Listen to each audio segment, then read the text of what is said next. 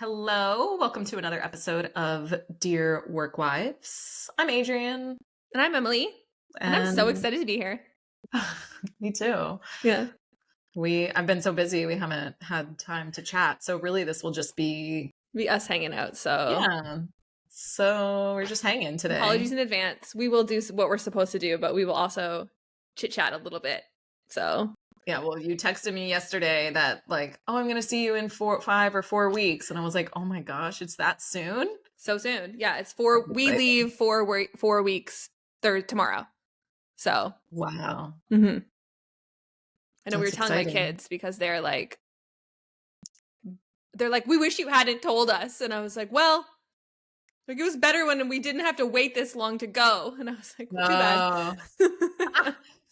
Why did you decide to tell them this time? Because we needed to have a frank conversation about if they could handle the drive, like, we want to go to Florida. We want to go visit Adrienne. We maybe want to do Disney, but we can only make it work if we drive because it's March break. It's spring break here. So the flights are like quadruple the price. Yeah. So financially we can only make it work if we drive. It costs like a quarter based on like our estimations. Right. But that means like, out of the 11 days we're gone, like 4 full days of them are in the car. And they were like, oh God. So, but they both were like, yeah, we can do that. We can do that. Like, I was like, well, you get to watch a bajillion movies. Like you can read your books. We can get fun snacks. Like, so take naps. Yeah. I was like, you can move into different seats in the van. You can move around. Like the car's moving people, but yeah. They're about to get canceled. I know. Like, don't let the car seat moms come for you. I know. Lila's 10 and a half almost now, and she just got out of her booster. So I think she finally did. She did. Yeah, she did. She's very happy about it because it hurts her butt.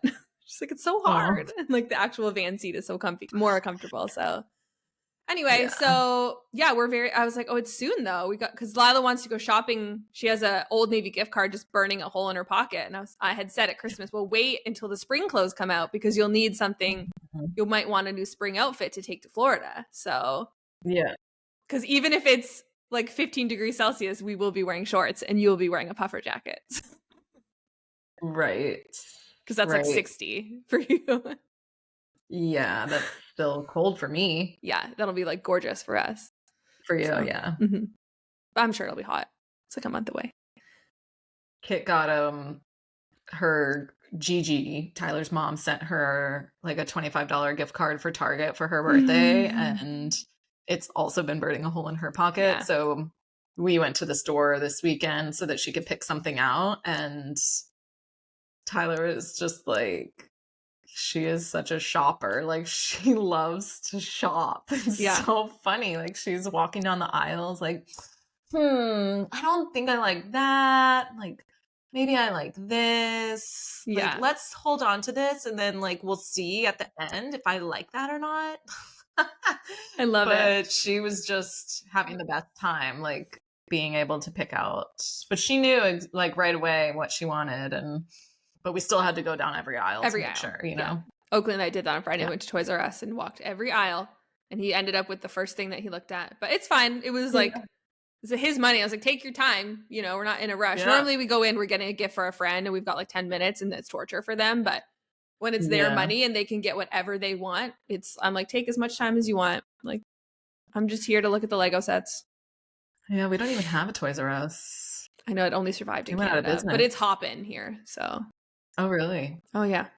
Yeah. I thought they went bankrupt. They did in the States, but Canada survived. Oh, okay. Yeah. Jeffrey lives on. Jeffrey. Well, I have some news, like a news article with some data that could be promising. Let's do it. Hopeful for our society and for our clockwork mindset. At Clockwork, we really believe that people need to prioritize their lives and improve their quality of life. And this article says that American hustle culture is dying. Good. Finally. Isn't that good? That's so good. It says millennials are willing to take a 20% pay cut for a better work-life balance. So I guess they surveyed all of the like generations, and some like millennials are most pro work-life balance out of all of the generations.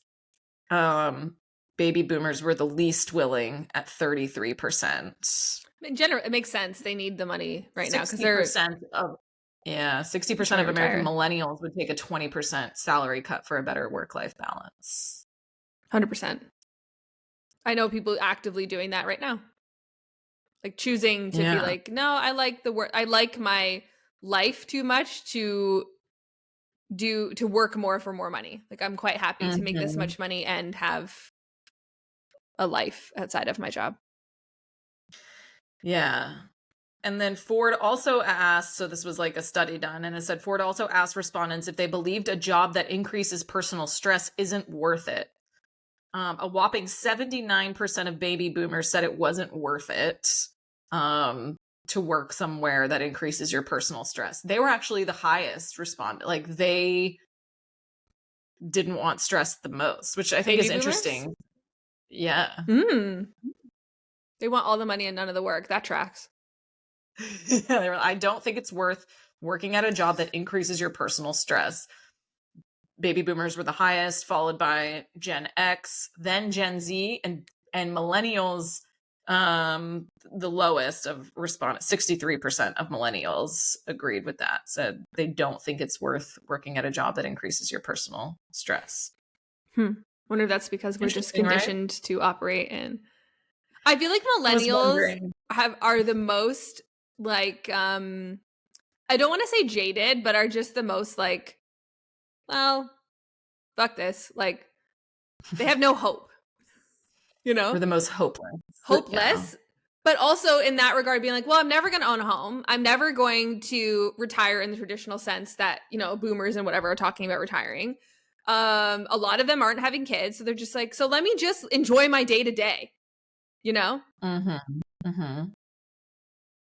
But they're willing to handle stress more than other generations Because in they're the used to work it. space. Yeah.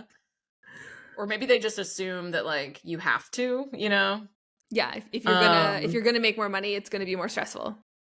yeah, but they're willing to take jobs with a pay cut they're the most willing to take jobs with a pay cut to have better work-life balance. So, it's We're just interesting. a contradiction. We're contradicting ourselves as a generation. That tracks also for us. Yeah. Right? So I thought that was interesting. I there was another article like some about work culture predictions by 2030, Mm-hmm. and predicted more focus on mental well-being, flexibility for employees, um less like more proactive like mindfulness solutions versus therapy like on the back end, you know, like Right. let's be more Preventative and not. proactive. Yes. Um, so yeah, I agree with all that too. I saw a post, an Instagram card from Adam Grant. I like Adam Grant. Oh, I Um, love him. He's like work um, yeah.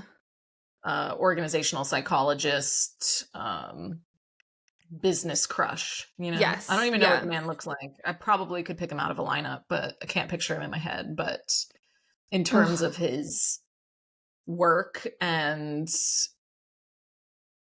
research and all of that, I just really admire him. So he Yeah. has a podcast too called Work Life, I think it's called. Yes. Yeah. Yeah. Yeah. Ugh, I can't find the quote, but it was Maybe I very lost good. it. It was basically just saying how like those things like mental health, like just pay people more money. Like that's really what like Mhm. you know what I mean? Like they just want to make a living wage and that would eliminate or more and that would eliminate a lot of their need for these extra supports.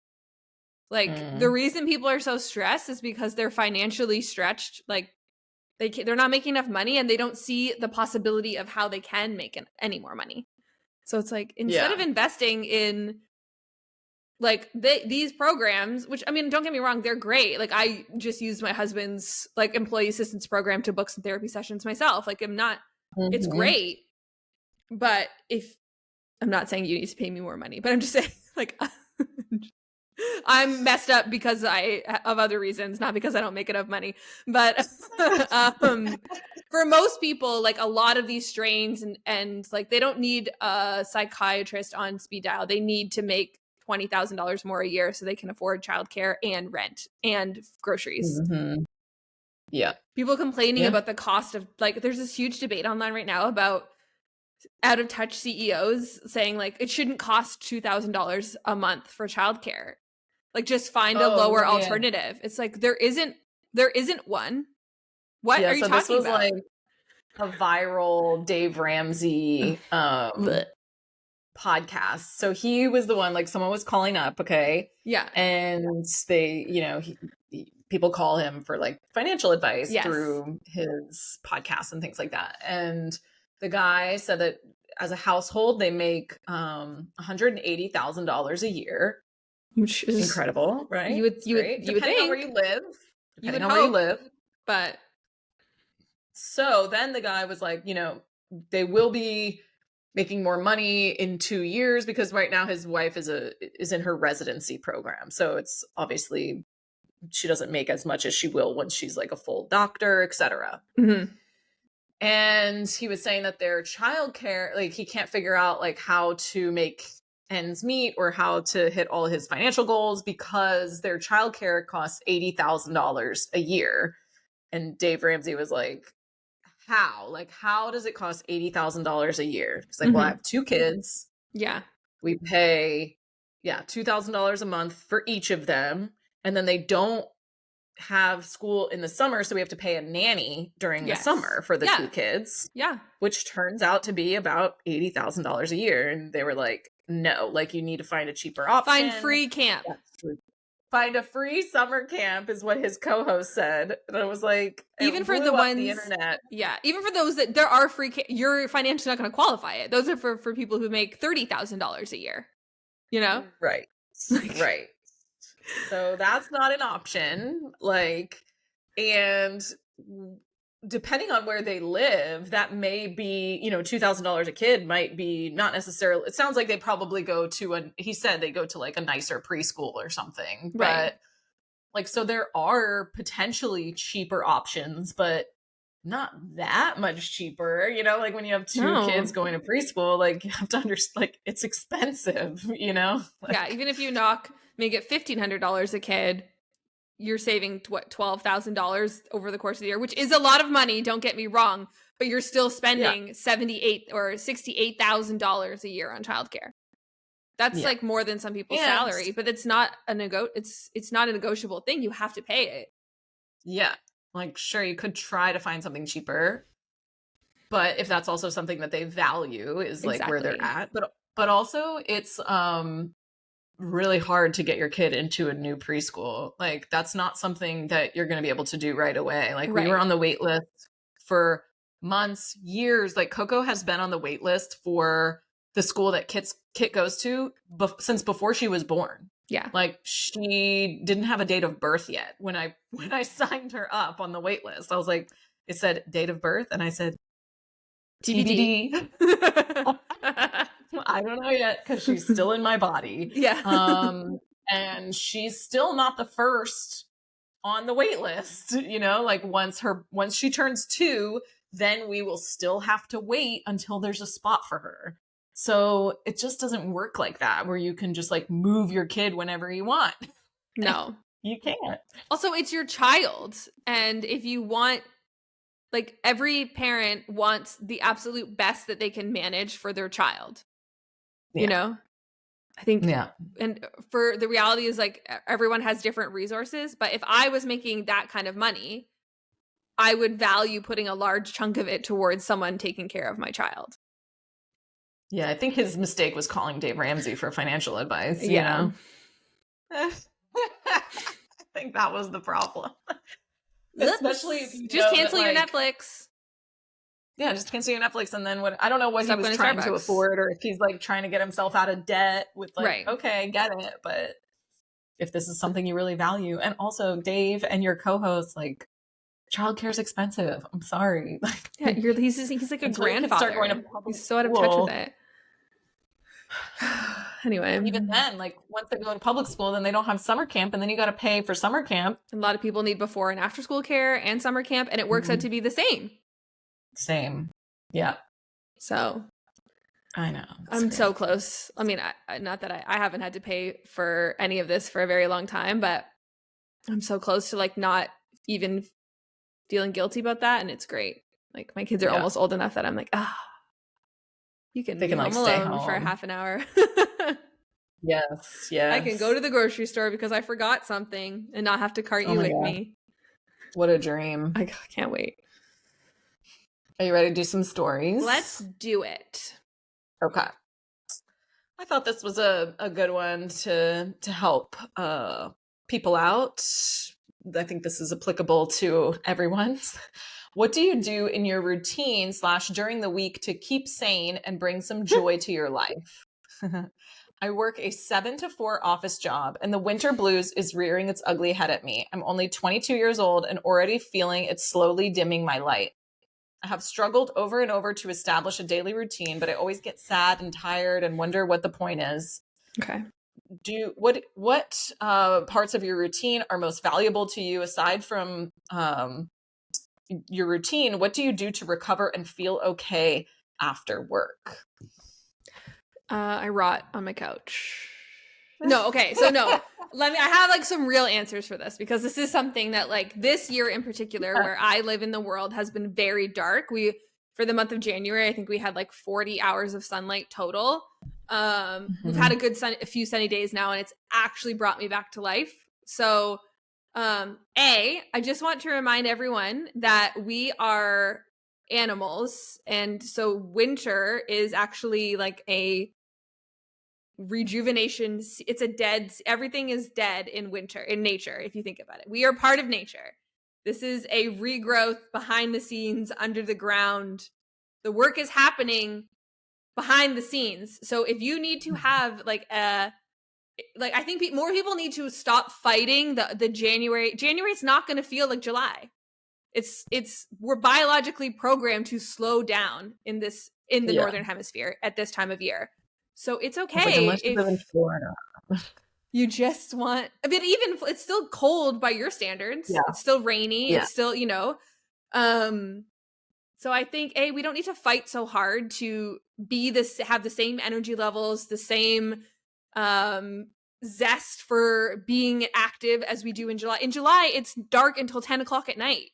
Like in here, it's dark at 4. Like, Right, I just want to sit on my couch and read a book, and that's fine. And I think we need to stop pretending that that's laziness or wrong. Like, you can follow the natural rhythms of nature. That being said, you can still do things like, what are some cozy things that you can do? Like, pick up a hobby at home, read a book, like check in with your friends, maybe set some like FaceTime dates with friends if you live somewhere where even the weather means that you don't want to go out because maybe it's unsafe. Maybe you don't have a car and you have to take public transit and it takes forever and it's cold and wet. Like, FaceTime things. Go back to the good old Zoom days of the pandemic and play some online games with your friends. I just think it's okay to lean into that at this time of year. That's my first thought, but then I'll let you talk.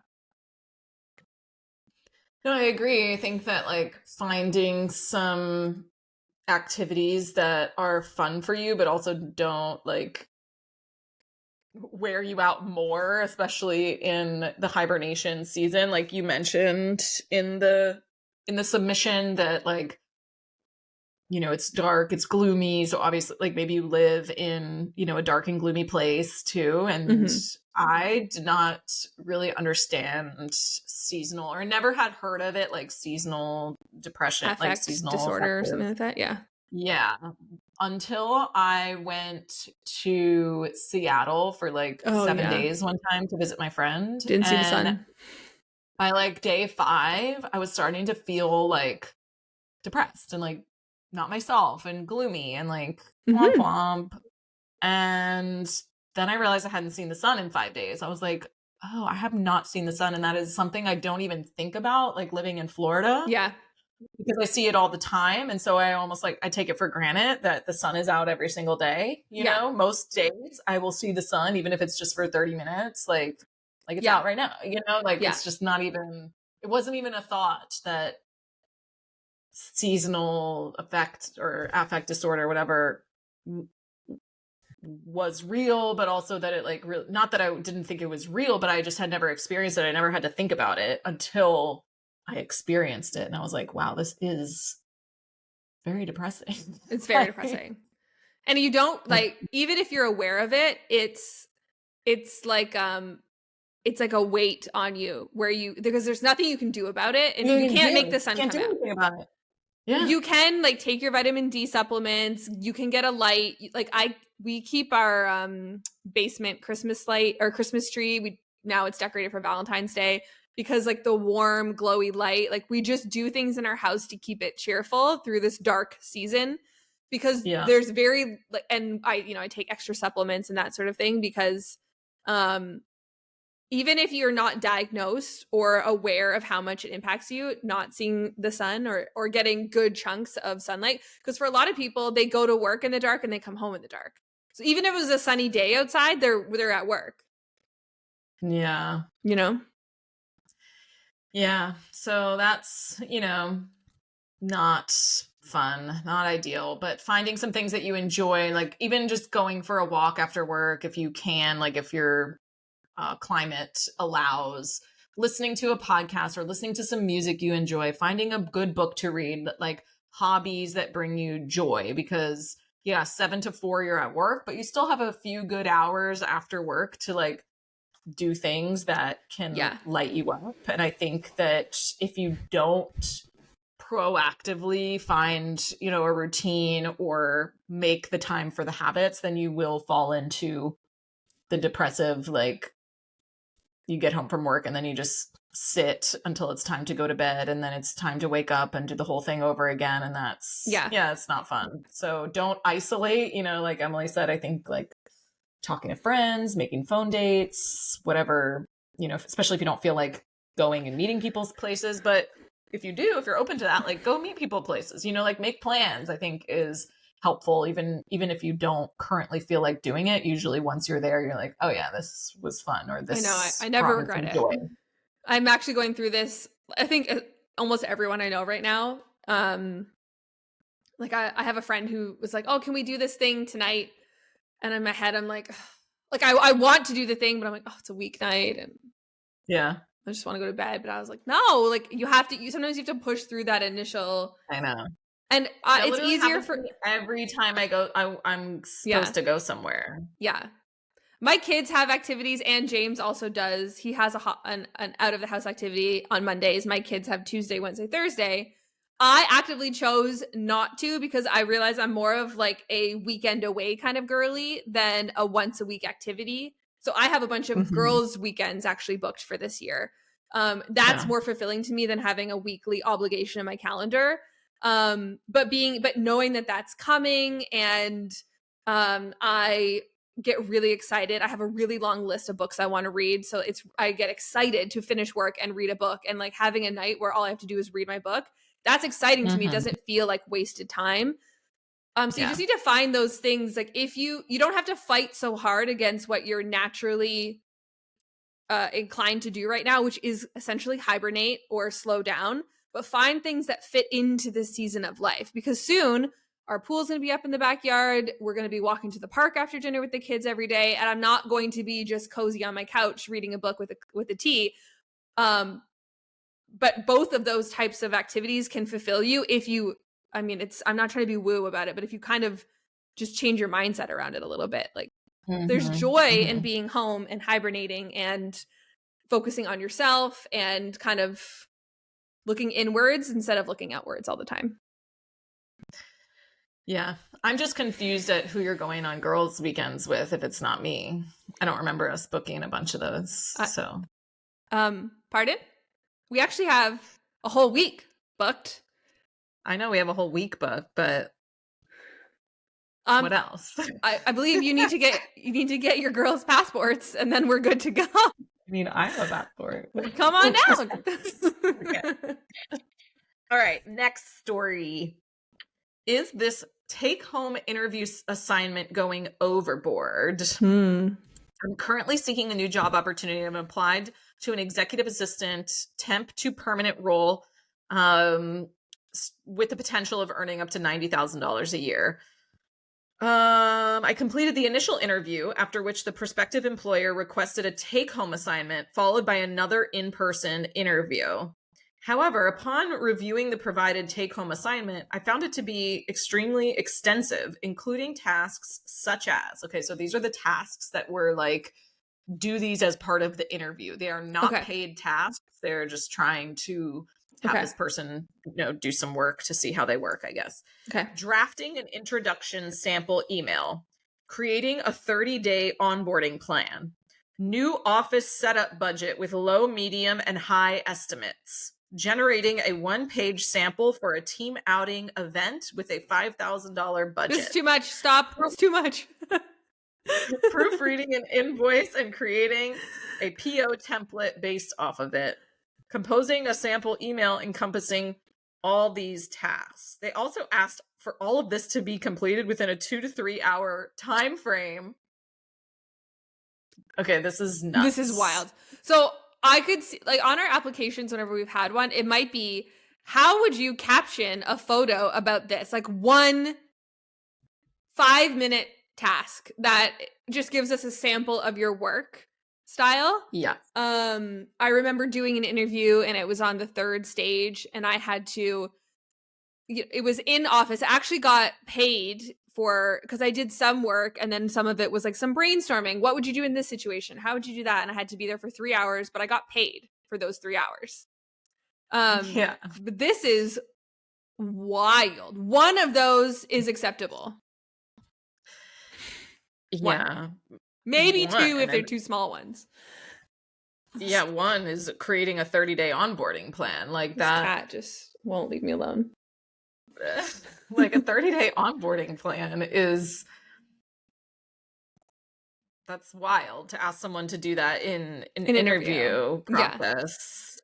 That's not going to take 2 to 3 hours. Like, you don't even have the resources to do an onboarding plan. Right. Drafting an introduction sample email. Yeah, maybe. Okay, yeah. That's the one, right? Yeah. Like, that's one. That would be the example. Because there are, pieces of hiring processes that can be paid projects. And when you're really, trying to find, maybe even compare multiple people, maybe you want them to do something a little bit more extensive, I would recommend, a small paid project. It's worth the money to pay both people or multiple people to do it, and then see how they perform, see how they communicate, etc. It's a really good practice in the interview process. Mm-hmm. But yeah, asking people to do free labor, and it's like more than, that's like a week's worth of tasks. Like, it's like a lot of tasks. Full-time job. Yeah. For them to potentially turn around and give the job to someone else, like, that's a lot for them to ask. So I would say no. Run for the hills. Pick one, and then I'll do it. Or is this a paid project? Because this is 2 to 3. Even if they really expect you to finish it within 2 to 3 hours, like, well, that's 2 to 3 hours of unpaid work here. Yeah. So no, I don't think this is a realistic. No, not at all. Or normal assignment for an interview process. I would just do one, and then I'd be like, oh, I assumed it was a typo, and you were really just asking me to pick one. Certainly you're not asking me to do all of these. And like, never. Are all of them even like executive assistant type tasks? Like, some of those were like marketing tasks. Yeah. Like budget of like invoice. It was just like, sure, those might be EA tasks, but they're a little bit, I would need more direction. Yeah, for sure. All right. Last story for today. I'm paid the lowest at my job. I work for a nonprofit and I genuinely do love it, but recently discovered that I'm the lowest paid employee. A coworker who is part-time and only works 20 hours a week gets paid double what I do. There's also another employee who makes more than I do. She only works 10 hours a week, but then when you calculate it hourly, she makes more than me. I had to get a second part-time job just to get by. My review is coming up and I'm debating on whether or not to bring this up. I have taken on more responsibility this year and don't feel that I'm being paid adequately. How would you address this? Yes, you bring this up. You don't necessarily need to bring up the other people and how much they're getting paid, but you absolutely need to advocate for yourself in your review and ask for a pay increase. Ask for what you feel the new responsibility is worth in terms of your value to the organization. Now I understand like nonprofits sometimes have their hands tied in terms of how much they can pay you, but if you're due for a pay increase anyways, like you are going to have to advocate for that. Like they're not typically going to be like, do you want a pay raise? Like, Yeah. I think it's an appropriate time to bring it up, but I personally wouldn't necessarily, unless there was like, unless they know that I would just be curious at how what the other people are being paid. If they know that what they're being paid, then sure, you could bring it up. But if you found it out in some roundabout way, then I maybe wouldn't, because it can seem like catty. I don't know. I think unless they come back with like, oh, that's not like if they're gonna come back with a no and say, oh, they can't make it work or whatever, or it's not reflective of the job title or whatever it is, and you can show, well, you're paying X and YZ this much for comparable work. So I personally would want a little justification around,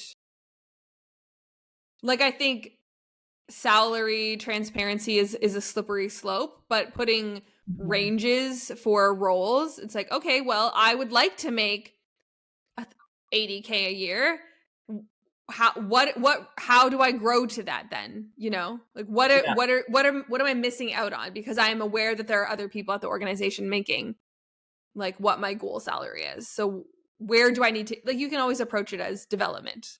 What do you need to see for me to be earning that salary? Yeah, I think that's a good way to approach it, because we also don't know what these other people do and what value they are bringing to the organization. And if they have seniority. And just because someone is part-time doesn't mean that they should be making less. Like the value they may bring or the expertise they may bring may mean that they can only afford them part-time because it is a higher level skill set than what you're producing or what your role is, And so maybe we're also not comparing apples to oranges when you're like looking at these other people's pay base and range, because we might be bringing them in at a part-time because maybe that's all we need, or because that's all we can afford, or because they're better at negotiating than you are, or because they're better at negotiating, or because they have a really high level skilled expertise that you maybe don't have, like, so I would, think about that when you're advocating for yourself, or when you're just comparing yourself in your head of like, this is not fair. Like they only work 10 hours a week, but hourly they're making more than me. And it's like, well, number one, you're on a salary, so hourly is going to be different. They're not making as much money.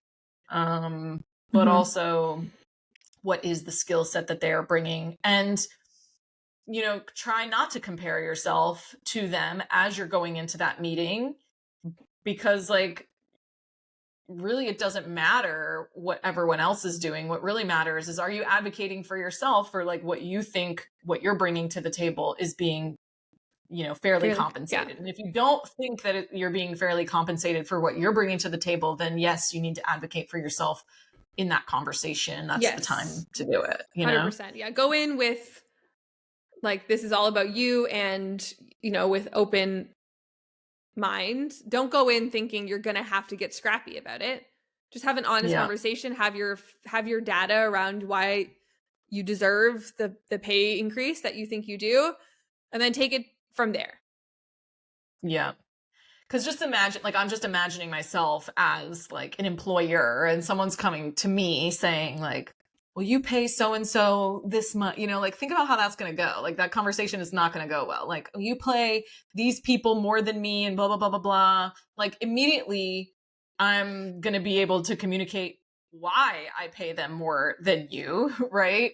Yeah. Versus you coming in with like, here's why I deserve to make more money. Here's the facts. Here's the data. Here's what I bring to the table. You don't need to mention anybody else. You just focus on yourself and what value you're bringing to the organization. And that's going to be way better received. So I really hope that Brock Purdy is having this conversation with the San Francisco 49ers this week. You do? I do, because I think he deserves to be paid more. So okay. So I hope he listens. Like 900,000 or something. Yeah, not even $1 million. Like Patrick Mahomes' bonus for making it to the Super Bowl was more than Brock Purdy's annual salary. Aww, bless. So I hope that he's listening to this episode and advocates for himself when he speaks to management. Do you want to send him this? Should we send him this clip? I would, but I don't want them to win the Super Bowl, so I don't want to fire him up too much. So okay. But just listen, Brock, like when you're going into that meeting, you don't need to talk about Patrick Mahomes. You don't need to talk about whatever anyone else is making. You need to talk about what you have done, what you have brought to the team, you know? What have you brought to the team? Where did you get the team this year? Yes. To the Super Bowl. To the Super Bowl. And what type of paycheck is a Super Bowl quarterback worth? Right? What's that worth to your company, to your team? And that's what you got to do. That's what you got to bring to every review meeting. Yeah. Are you an NFL quarterback? Is the value you bring Super Bowl worthy? Yeah. You know? Advocate for yourself. Yeah. If these athletes can do it, then we can do it. Like, I mean, I think they have agents, but yes. I mean, how hard can it be? Boys do it. Like, but it's some so of them, I know, it's so hard. You got to do it because you can't afford an agent. So when you start closing multi-million-dollar contracts, then you can afford an agent to manage your contracts for you and negotiate your contracts for you. But until then, you're going to have to advocate for yourself. Mm-hmm. Well, that's a wrap. But what I would like to say is if you have a story for us, please go to dearworkwives.com and submit your story anonymously. We would love to chat about it on the air. Yep. And we'll see you next Tuesday. See you next Tuesday.